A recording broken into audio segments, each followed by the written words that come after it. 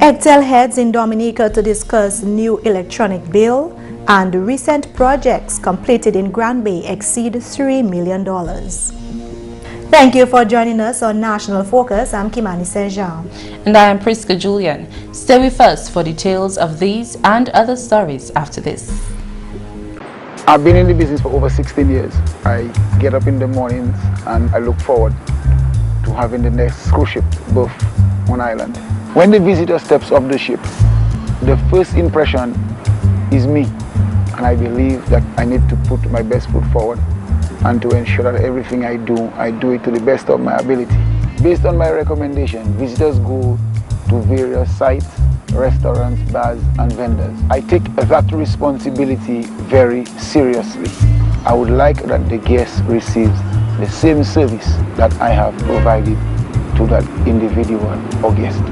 This business is bigger than me. Everybody plays a role. The cleaner who cleans my bus, my mechanic who does my checks, those persons ensure that I provide a quality service to the guest. The tourism dollar doesn't just stop with me. It allows me to pay the bank, visit the supermarket to feed myself and family, and have a drink with friends. My name is Jenna Gist, and tourism is my business. Welcome back. The Honorable Minister for Energy, Ian Douglas, has reiterated government's commitment to reduce the cost of electricity. Addressing a town hall meeting in Grand Bay last Sunday, the Honorable Minister stated that government has invested $45 million, proceeds from the Citizenship by Investment Program, in Dominica's geothermal project. You know your light bill. You know every month the kind of money you pay for lights. You pay to Dominic. How many of us inside here would love that our light bill is cut by even half? The exercise I'm hearing. I myself know that I pay light bill. I pay light bill at my home, and I see that people helping other places to pay their light bill. So I know what light bill is. And the government of Dominica is investing of our own money. We have people around the world like the World Bank and other governments helping us, but from the Citizenship by Investment Program, we were able to go in that account and pull up $45 million to invest in the geothermal. The geothermal plant will have the potential to export energy, generate revenue, and create employment through geothermal development, among other benefits, which, according to Honorable Douglas, is a perfect example of sustainable use of the Citizenship by Investment funds. This $45 million will cover the cost of the construction of the plant and of roads leading to the plant.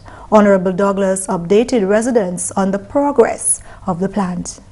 We have already spent in excess of $45 million to do the drilling. We have drilled the holes, we found the power, we know where it is. All we have to do now is put the pump on it to pump the steam from the ground and push it through the generators to turn to make the current to put online so that you can have cheaper energy. That is what we do with the Citizenship by Investment Program. This geothermal plant is expected to be completed in 2018. Parents of students attending the Castlebruce Primary School are now more knowledgeable on proper health care and nutrition for children. On Monday, family nurse practitioner Veteran Vigilant and community health nurse Alina Riff held the first of what is expected to be a series of educational sessions for parents. The sessions are part of a parenting intervention program initiated by the Honorable Parliamentary Representative for the Castlebruce constituency, Johnson Drygo. Every child will be assessed at his merit or her merit at that early age.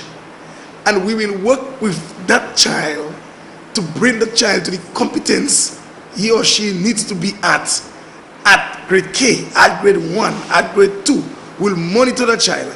So if it means it's a health problem, we'll find out what the health problem is. If it's a home problem, we'll find out what the home problem is. If it's a nutritional problem, we will deal with that.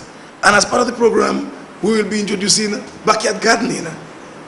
for the parents. We will be giving you vegetable seeds and seedlings. A critical component of the program is the involvement of parents in the lives of children.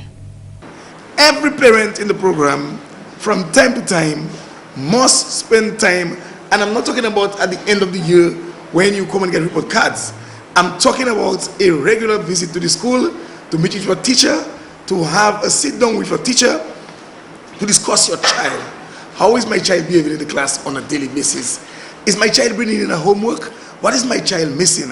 Is my child missing textbook? Is my child bag just empty and coming to school with an empty bag? What time does my child arrive at school? Is my child coming to school untidy? The shirt missing button? And so on. All of these things are small factors which are affecting our children. The bottom line is we want to pull up our children so that they reach at a competence where all of them are ready and they are competing with each other in the class.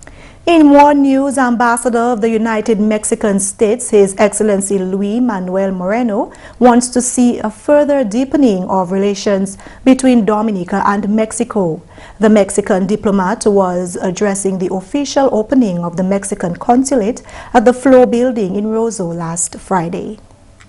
The idea to open the consulate here is to have somebody that can represent us into the community, into the political areas and the business areas also.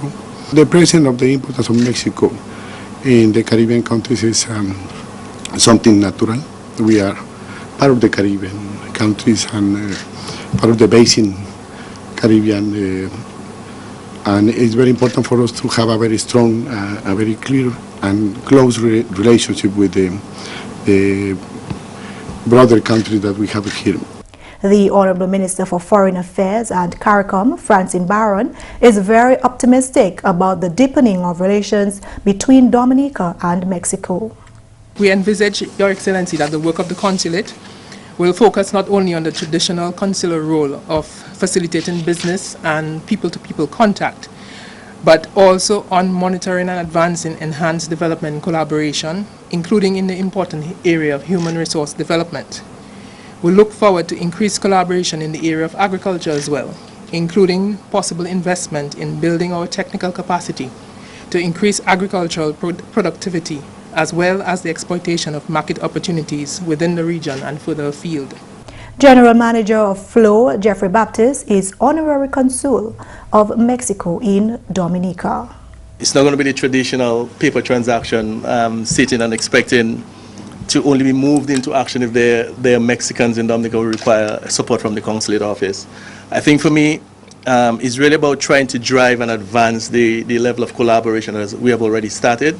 From all I've been told, that there are several projects in train, there are several projects in motion that we simply need to get the wheels turning and get them to implementation in Dominica. I certainly see my role as being a facilitator. I certainly see my role as being one of enabling the processes to happen a lot quicker than they traditionally would have happened, so we can actually start breeding the value that I think this significant relationship can create for our two countries. You're watching National Focus. More when we return. I've worked in the service industry for 9 years, and I love it because of the people I get to meet every day. And that's one of the reasons I went back to college, to be better able to serve the tourists when they come to our destination and to be able to learn more about Dominica. I love learning more about Dominica because the more I learn, the more I can share. And I just want to share Dominica with everyone. I'm from Munjan, which is in the southeast of Dominica, and have lived overseas for 24 years. Living overseas has made me appreciate Dominica and all it has to offer, like taking a walk in the forest, going to the botanical garden, or even drinking fresh Sus water. I never thought I could miss green so much. Even as a student, I'm still directly linked to the tourism industry, from something as simple as giving directions to tourists, or even more involved like an internship at a hotel, or a cleanup campaign with the HTA. As a tourism student, I have made the decision to take my place in this tourism industry. My name is Lucina Nicholas, and tourism is my business. Welcome back. A four-member team from the Eastern Caribbean Telecommunications Authority, ECTEL, is in Dominica for 2 days to discuss with Cabinet, civil society and service providers a proposed electronic bill to replace the existing one. GIS's Julien Graham Carter spoke with Managing Director of ECTEL, Ember Charles, about the meeting with Cabinet and the plans for the 5-member ECTEL jurisdiction. You had a meeting with Cabinet yesterday. Can you give us just basically some general information as to how that meeting went? Well, essentially it's a Cabinet meeting, and you know, Cabinet meetings are what they are. The meeting was in our view well attended by, you know, pretty much a full Cabinet. We had some discussions. We did the presentation to Cabinet. We outlined some of the areas that, in our view, are pertinent for Cabinet's consideration. A lot of them have to do with the issues relating to breaches of the Telecoms Act, issues relating to what we perceive to be some of the clashes in terms of the approach on issues like internet neutrality between the service providers and the consumers and policymakers. And also we looked at issues related to the powers of a Minister of Telecommunications under the Act. It was a very vibrant discussion, and Cabinet noted some concerns. They noted some of the points that they think have to be put to us and so forth.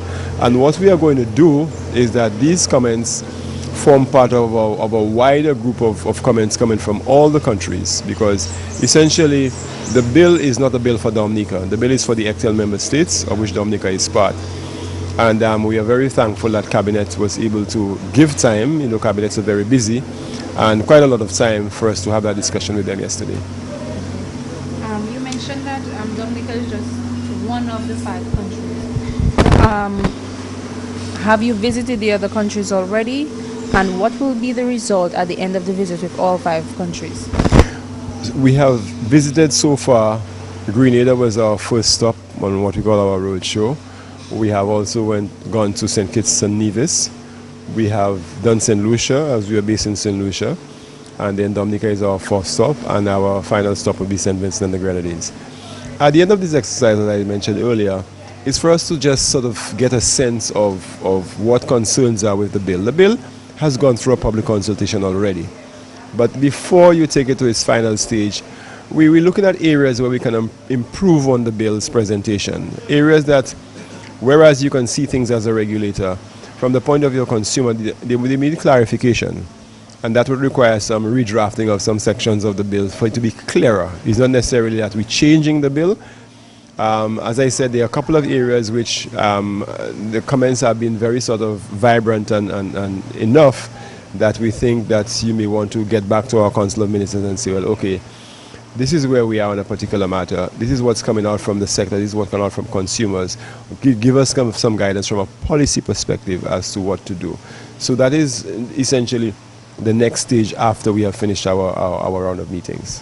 Okay. So we know that you are here to speak about the presentation of the new legislation, which encompasses the communications bill, consumer protection, and you also mentioned other things such as the anti-competition provisions. What do you hope will be the response from the, you will be meeting, you have met the private sector and some members of civil society. Right. Are they asking the right questions? Are they bringing up the right concerns so far?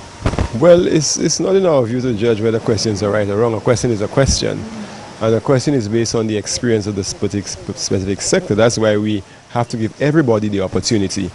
And in fact, the questions are key questions insofar as it gives us a sense of what issues are misunderstood and what issues are absent in the current draft. And we have been getting that kind of feedback everywhere we have been going. For example, there is a provision in the bill which speaks to the penalization of a provider who diverges information about a service, about a consumer.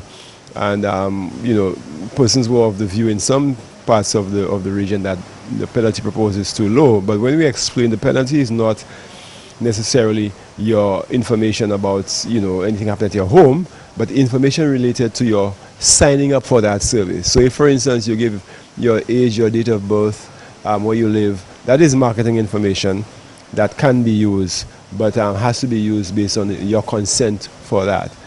If that information is divulged without you consenting, then this is a breach of the legislation and there's a penalty to go with it. Well, Mr. Charles, I want to thank you for this discussion with us.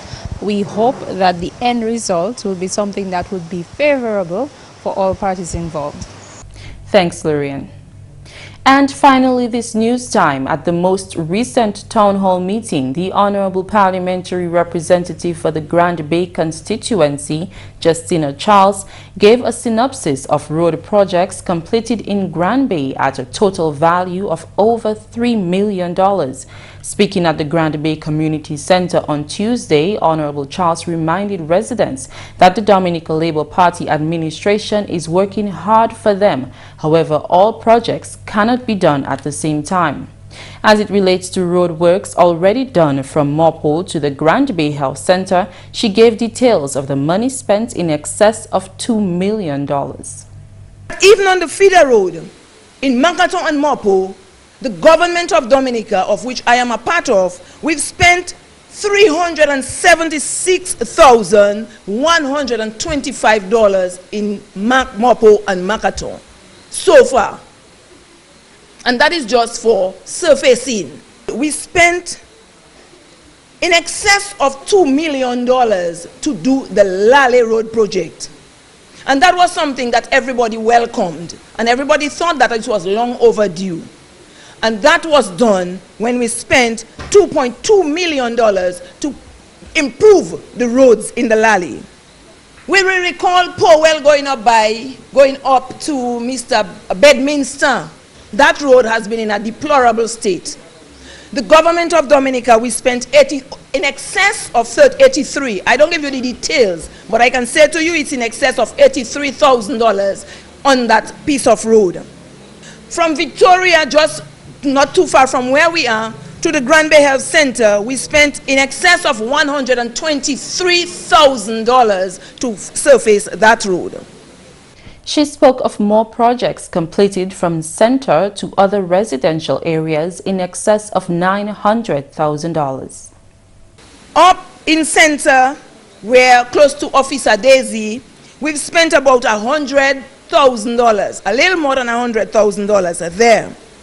Ravin Banan to Grand Culibri, you'll remember the road from Ravin Banan to Grand Culibri and how it looked. And we spent $226,000 and more on that piece of road.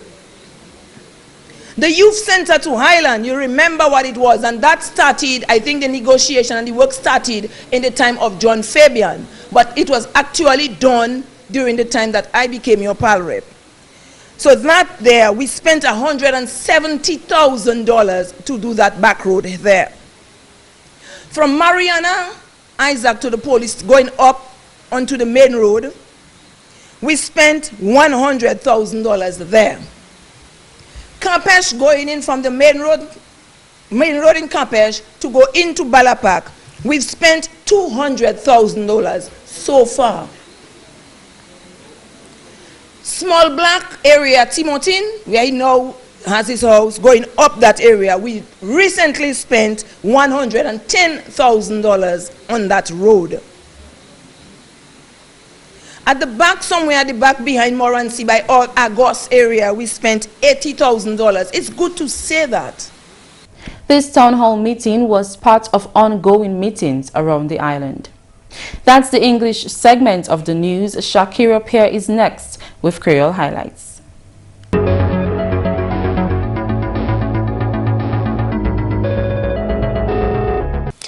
Bienvenue à ce nouvel accueil. Non, moi c'est Shaakira Pierre. Gouvernement Dominica a assisté résidents du Black qui bien vulnérable car concerne location you pour la mela. Premier ministre Dr. Isabel scared by commitment relocation mon community la si yo antewe sam. Plusieurs maisons communauté là étaient bien affectées, sinon Erika en l'année 2015. Honorable Skerrit a crié à son résident pour considérer ces bagailles là qui bénéficient.